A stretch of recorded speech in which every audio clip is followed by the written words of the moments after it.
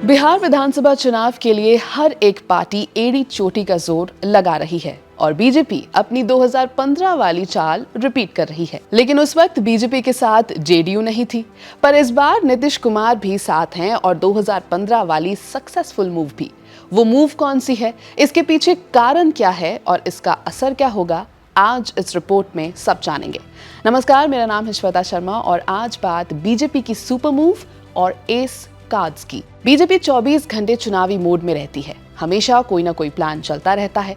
अब बिहार को ही ले लीजिए, बिहार चुनाव में अभी वक्त है, लेकिन बीजेपी अभी से जीत दर्ज करने की कोशिश में लगी हुई है। इसके लिए 2015 वाली सुपर मूव यानी हिंदुओं को एकजुट करने पर काम करना शुरू हो चुका है और इस काम में अप्रत्यक्ष रूप से बाबा बागेश्वर और श्री श्री रविशंकर अपना काम करके चले भी गए हैं। विपक्ष भी इस बात को बार बार अपने बयानों के जरिए कह चुका है कि बीजेपी एक के बाद एक बाबाओं को बिहार में ला रही है। बाबा बागेश्वर 6 से 10 मार्च तक बिहार में थे। उन्होंने हिंदू राष्ट्र बनाने को लेकर बिहार के रोल के बारे में बार बार बात की।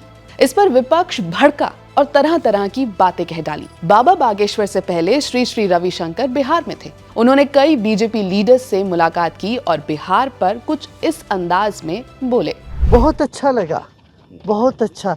बिहार ने बहुत तरक्की करी है अभी तक। मुझे और उम्मीद है और भी तरक्की करेगी। अब कभी कोई नहीं बोल सकता है कि ये पिछड़ा हुआ प्रदेश है।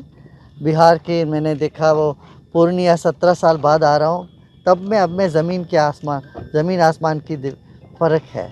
इससे पहले पटना के गांधी मैदान में 9 दिवसीय महामृत्युंजय यज्ञ हुआ था, जो 16 से 26 फरवरी तक चला। इस यज्ञ में मंत्री प्रेम कुमार, पूर्व केंद्रीय मंत्री सीपी ठाकुर, सांसद विवेक ठाकुर, पूर्व राज्यपाल गंगा बाबू और उनके बेटे विधान पार्षद संजीव चौरसिया, विधायक अरुण कुमार सिन्हा, पूर्व सांसद अरुण कुमार समेत कई राजनेताओं ने शिरकत की थी। दूसरी तरफ राष्ट्रीय स्वयंसेवक संघ यानी आरएसएस प्रमुख मोहन भागवत 7 मार्च से ही बिहार में अपनी सांस्कृतिक और धार्मिक विरासत को जगाने में लगे हैं। लेकिन इन सब एफर्ट्स के पीछे बीजेपी का बड़ा गेम प्लान क्या है? बीजेपी का गेम प्लान है वोट प्रतिशत बढ़ाना। साल 2015 के विधानसभा चुनाव में जेडीयू महागठबंधन के साथ चली गई थी, लेकिन इसके बावजूद भाजपा को 53 विधानसभा क्षेत्रों में जीत मिली और वोट प्रतिशत 25 हो गया। वहीं साल 2010 के विधानसभा चुनाव में भाजपा जब जेडीयू के साथ लड़ रही थी, तब 91 सीटों पर जीत दर्ज की थी, मगर वोट प्रतिशत 16.5 ही रहा, यानी 2010 और 15 के बीच 8% का इजाफा। अब बिहार में बीजेपी इन फिगर्स को भी क्रॉस करना चाहती है और मजबूत पार्टी बनना चाहती है। इसके लिए बीजेपी के निशाने पर है हिंदू की वो जातियां जो दबंग हैं और राजनीतिक रूप से सशक्त होने के साथ सक्रिय भी हैं। ऐसे में लव और कुश जाति विशेष हैं।